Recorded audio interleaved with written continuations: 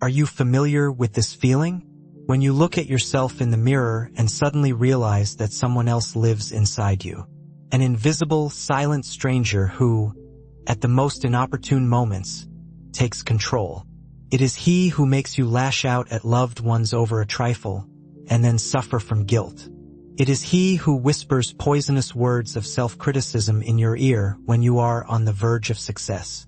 It is he who, like a magnet, pulls you toward the same toxic relationships, even though you have sworn to yourself 1,000 times, never again.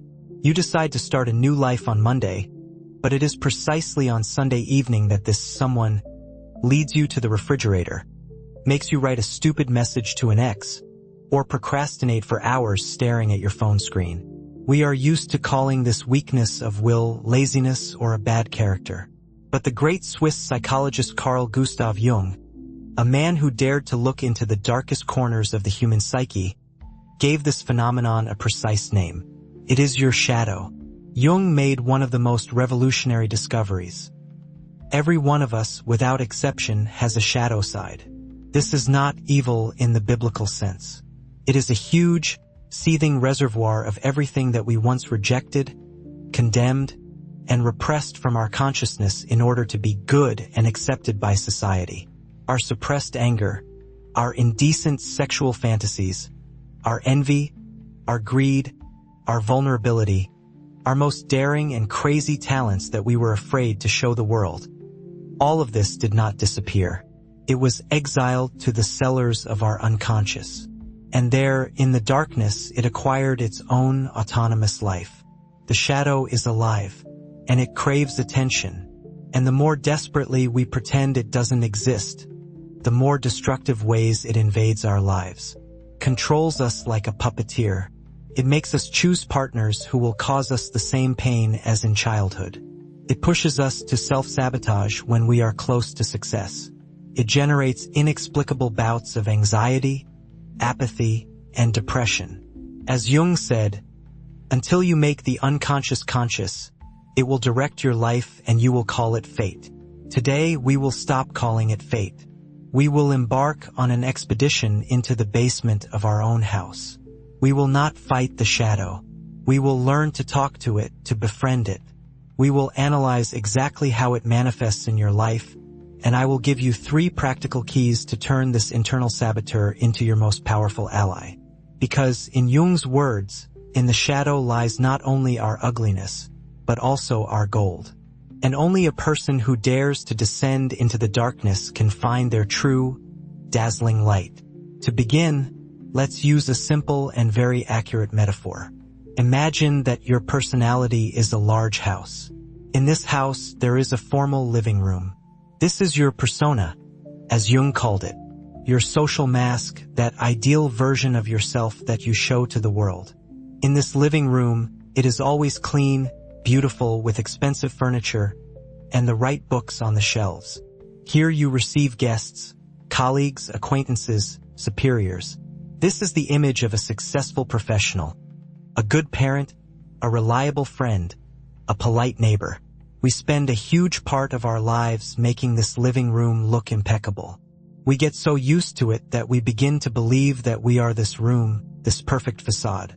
But every house, even the most beautiful one, has a basement. And into this basement, we throw everything that spoils the view of our ideal living room. All the mental and emotional junk. Remember your childhood. You are told, good girls don't get angry, don't shout, and don't stand up for themselves. And you take your healthy, natural anger and your will, and you carry them to the basement. You are told, boys don't cry, don't complain, they have to be strong. And you take your vulnerability, your sensitivity, your need for support, and you lock them in the basement. Don't be selfish, think of others. And your true, genuine desires are sent there as well. That's stupid. It's not serious. You can't make money with that. And you hide your talent for drawing, for music, for dancing in the basement. Year after year, decade after decade, this basement fills up with rejected, condemned, unacknowledged parts of our soul. And this seething, living collection of everything repressed is our personal shadow. It consists not only of conventionally bad qualities, like aggression and greed. In it also languish our brightest talents, our unspent sexuality, our thirst for adventure, everything we deemed dangerous or inappropriate for our formal living room. And here is the main problem. The shadow possesses colossal psychic energy. The energy contained in these suppressed parts does not disappear. It accumulates in the basement like pressure in a steam boiler. And the more tightly we lock the door, the more forcefully it seeks a way out. The shadow wants to be seen. It wants to be integrated to become part of the whole. And if we do not go down to the basement voluntarily, with the flashlight of awareness, then the shadow begins to break down the door and invade our lives in the most destructive ways. The first and most common of these is projection. This is a brilliant defense mechanism that allows us to see our shadow qualities in other people, but not in ourselves. Remember a simple but fundamental rule. Whatever you find unbearably irritating, infuriating, or fascinating in others is almost certainly your own unacknowledged shadow. The other person, in this case, is just a convenient screen onto which you project a film about your own rejected qualities. Think about what drives you mad. Are you annoyed by arrogant and self-satisfied people who constantly talk about their successes? Look into your basement. It is very likely that your own suppressed need for recognition and significance is languishing there, which you deemed indecent or boastful in childhood. And when you see another person boldly and openly asserting themselves, your shadow inside screams, "Why is he allowed? But I am not. I want recognition too." Are you deeply outraged by weak, whiny people who complain about life? Perhaps in childhood, you were taught that complaining is shameful, that you must be strong and endure everything. You forbade yourself to be vulnerable. And now, the sight of another's weakness reminds you of your own rejected, wounded, and needy part. And you attack it with condemnation in the form of another person, because to admit it in yourself is too frightening. Projection is a path to nowhere. It dooms you to perpetual irritation, judgment, and conflict with the outside world. But it is also the most reliable signpost. Jung said that you can understand your shadow by honestly answering the question, what qualities in people evoke the strongest emotional reaction in me? The answer will be the first sketch of your shadow's portrait. The first step to freedom is the courage to turn this projector on yourself and say, "Stop. This isn't about him. This is about me. What part of me is this person showing me right now?" As soon as you take back your projection, the other person magically loses their power over you. You stop judging them because you have begun to explore yourself. If projection is the secret guerrilla war your shadow wages on foreign territory, then the second way it manifests is through an open invasion of your own territory. These are the irrational affects, impulsive actions, and, most importantly, bouts of self-sabotage. These are the moments when the basement door is torn from its hinges, and the shadow energy, accumulated over years, floods your bright, rational living room of consciousness. Let's consider affects. Remember the last time you lost it. A flash of rage, completely disproportionate to the situation. For example, your partner was 5 minutes late for a meeting, and you threw a tantrum as if they had committed a terrible betrayal. Or your child spilled juice on the sofa, and you yelled at them as if the whole world had collapsed. Later, when the wave of emotion subsided, you probably felt a burning shame and complete bewilderment. What was that? I wasn't in control. That wasn't me. But Jung would argue, it was precisely you. Just not the ideal facade you are used to considering as yourself, but the part of you that you are desperately trying to hide. The partner's lateness was just the trigger, but you exploded not because of it. You exploded because they inadvertently stepped on your shadow button. Perhaps a fear of being insignificant, unimportant, someone who can be kept waiting, whose time is not valued, hidden deep in the basement. The yelling at the child was not caused by the spilled juice, but by your own shadowy, suppressed fatigue and a desperate, unexpressed desire for someone, finally, to take care of you, so you wouldn't have to control everything. The shadow accumulates this tension for years, and if we don't give it a civilized outlet through awareness, it breaks through as an effect. It's like an earthquake. The tectonic plates in the depths of our psyche rub against each other painfully for a long time, and then there is a sharp, destructive shift. Now for the most insidious manifestation of the shadow self-sabotage. This is a whole chronicle of accidental failures that occur with astonishing accuracy precisely when you are closer than ever to your cherished goal. You work hard on a project that could lead to a promotion, but on the last day you accidentally delete an important file. You dream of a healthy body, buy a gym membership, but every time before a workout, you suddenly have urgent matters to attend to. You meet a wonderful, caring, loving partner, exactly the one you asked the universe for. And after a few months, you begin with your own hands, through baseless jealousy, petty nitpicking, and coldness, to destroy this relationship. This is not bad luck. It is not a coincidence. It is the intricate work of your shadow, which for some hidden reasons of its own, is terrified of your success, happiness, or intimacy. Why? Because deep in your unconscious may live a powerful shadow belief, instilled in childhood. For example, I am not worthy of real love. Everyone I love will eventually leave me. And when a person appears in your life ready to give you this love, your shadow sounds the alarm. For it, intimacy is not joy, but a direct threat of future pain from a breakup. And it, like a faithful but very foolish guardian, begins to protect you from this imaginary danger, forcing you to destroy the relationship first, so as not to be abandoned later. Or perhaps, hidden in your basement is the belief that big money is dirty and dangerous, or if I become successful, my loved ones will turn away from me, they will be envious. And so, as you approach financial success, your shadow activates the self-sabotage mode to protect you from the danger of being rich and lonely. Recognizing these patterns is the second most important step on the path to yourself. Stop considering yourself a loser or a victim. Start being an explorer. Start tracking your accidents and inappropriate reactions. They are not random. They are the language in which your unconscious speaks to you.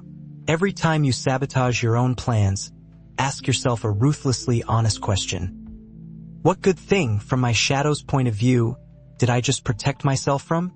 What hidden benefit did I gain from this failure? Perhaps the benefit is to stay in the familiar, albeit unhappy, comfort zone.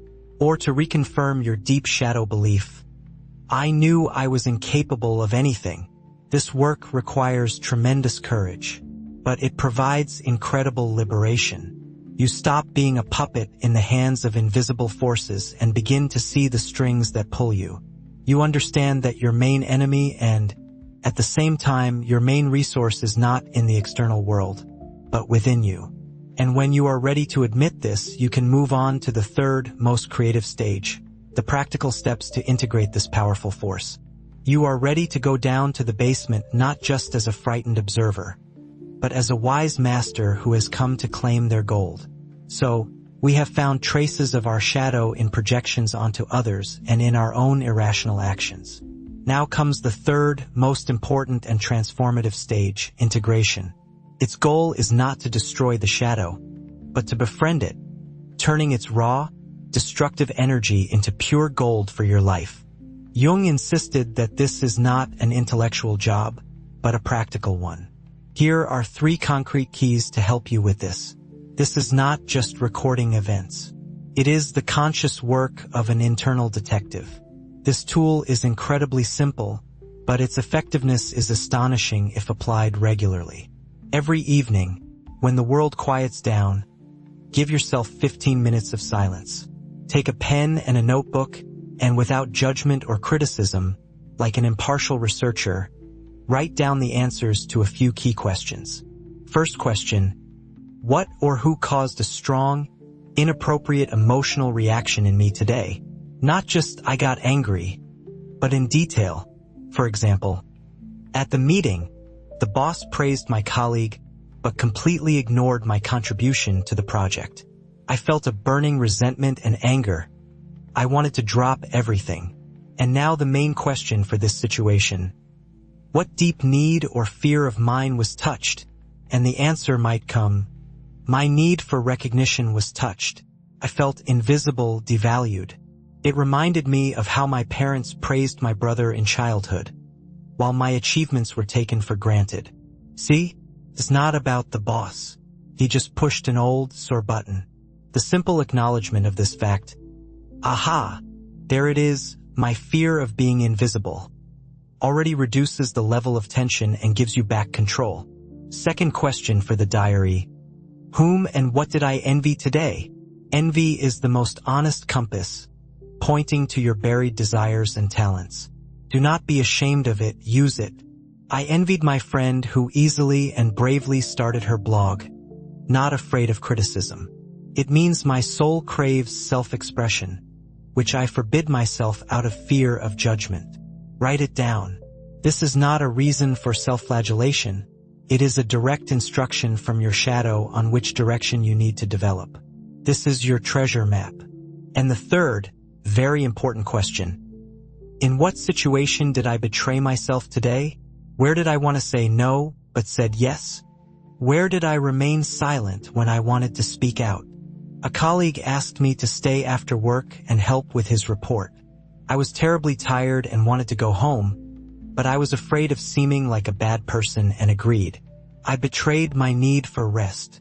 This is the work of your persona, your social mask. And behind it stands the shadow, the part that wanted to stomp its foot and say, no, I value my time. Give it a voice, at least on paper. This practice, if performed regularly, works wonders. You bring the contents of your dark basement into the light of consciousness. And the monsters that scared you from the darkness turn out to be just forgotten and wounded parts of your personality in the light. You stop spending colossal energy on suppressing them, and this energy becomes available to you. This technique of Jung's is a deeper level of interaction. It is a conscious dialogue with the images that come from your unconscious. You can take any image from your diary, for example, the inner critic, the eternally whining victim, or the frightening beast from a dream, and start talking to it. Sit in silence, close your eyes, take a few deep breaths, and now mentally invite this image into your inner space. Imagine seating it in a chair opposite you. Examine it. What does it look like? What is it wearing? What is its facial expression? Let it manifest without judgment. And then ask it a question. Who are you? What do you want from me?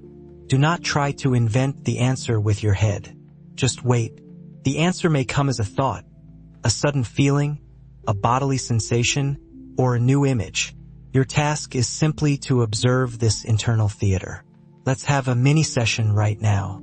Imagine your inner critic, that voice that constantly tells you that you are not good enough. Ask it, what are you afraid of? What are you so desperately trying to protect me from? And perhaps you will be surprised to hear in response, I am afraid that if you relax, you will make a mistake, and everyone will see that you are an imposter. I am afraid that you will be rejected and ridiculed. I am protecting you from the pain of humiliation. And then you can start a dialogue with it. Tell it, thank you for your concern.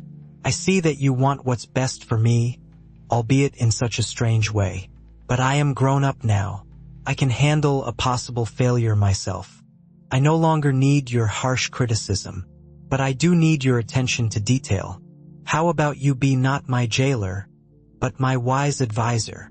This is the alchemy of the spirit that Jung wrote about. You do not kill the dragon, you turn it into your ally.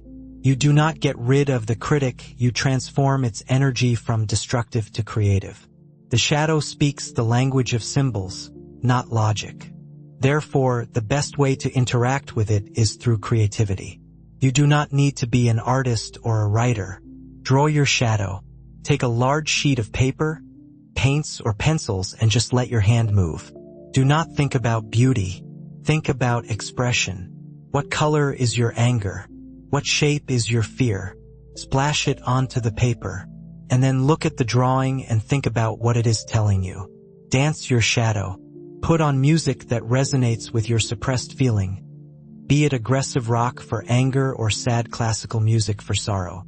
Close your eyes and let your body move as it wants. Let it express everything that you have held inside for so long. This is an incredibly powerful way to safely release blocked energy. Write a letter from your shadow. Take a pen and start like this. Hello, it's me, your shadow. I have been silent for so long, but today I want to tell you, and write everything that comes to mind without stopping or editing. You may be shocked by what comes from your pen. This practical work is not a one-time event.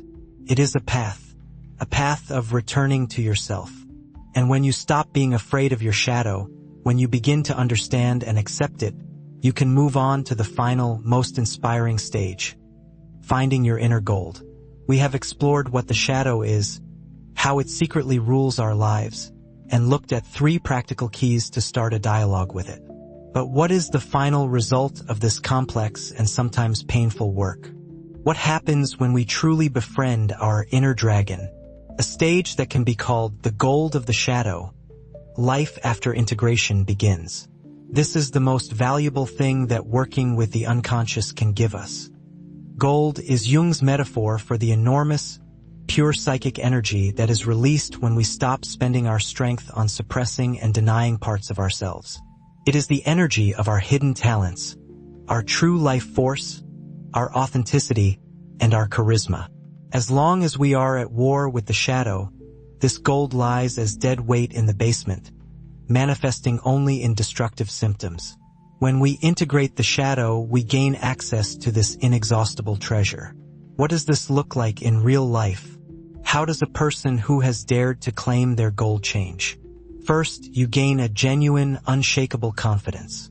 This is not the boastful, loud self-assurance that is, in fact, just a compensation for a deep inferiority complex. No, it is a quiet, calm, and unwavering confidence that is based on deep self-knowledge and self-acceptance. You know your strengths, but you also know your weaknesses, and you are no longer afraid or ashamed of them. You know that you can be both kind and cruel, generous and selfish, strong and vulnerable. And this honest knowledge about yourself makes you incredibly stable and invulnerable to others' criticism or manipulation. When someone tries to hurt you by saying, "You're selfish," you can calmly look at them and reply, "Yes, sometimes I am. Aren't you?"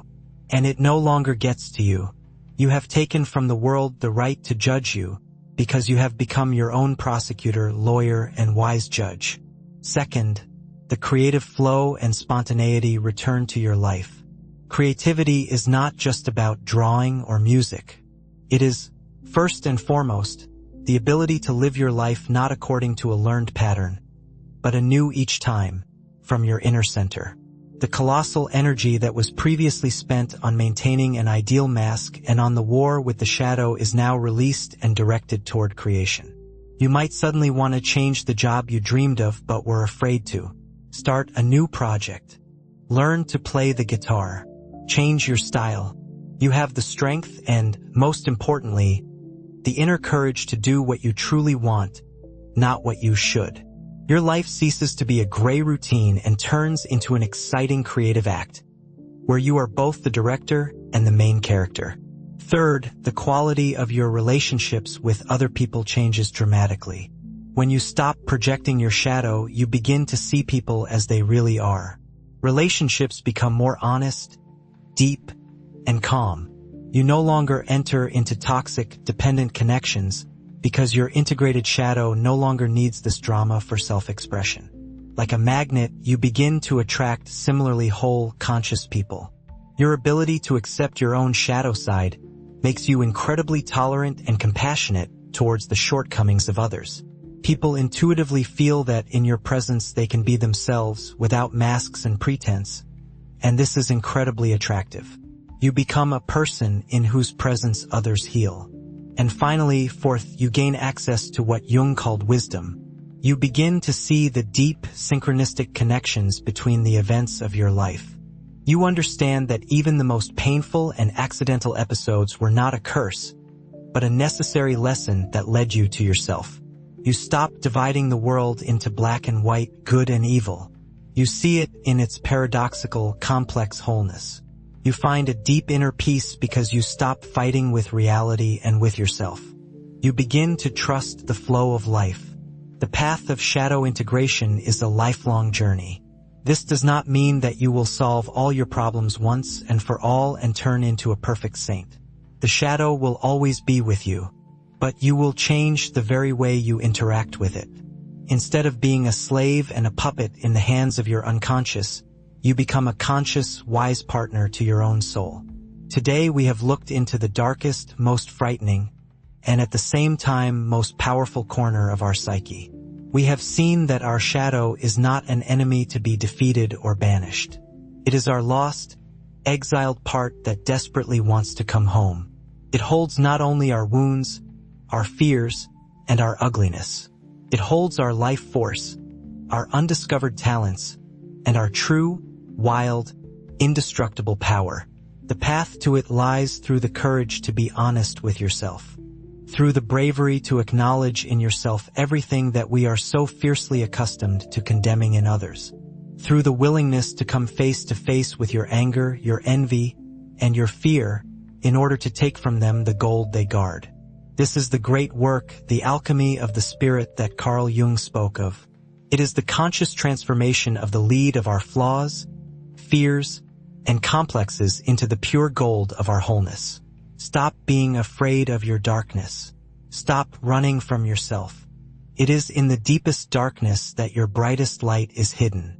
If you are ready to begin this most important and exciting journey in life, the journey to yourself, write a simple but very important phrase in the comments.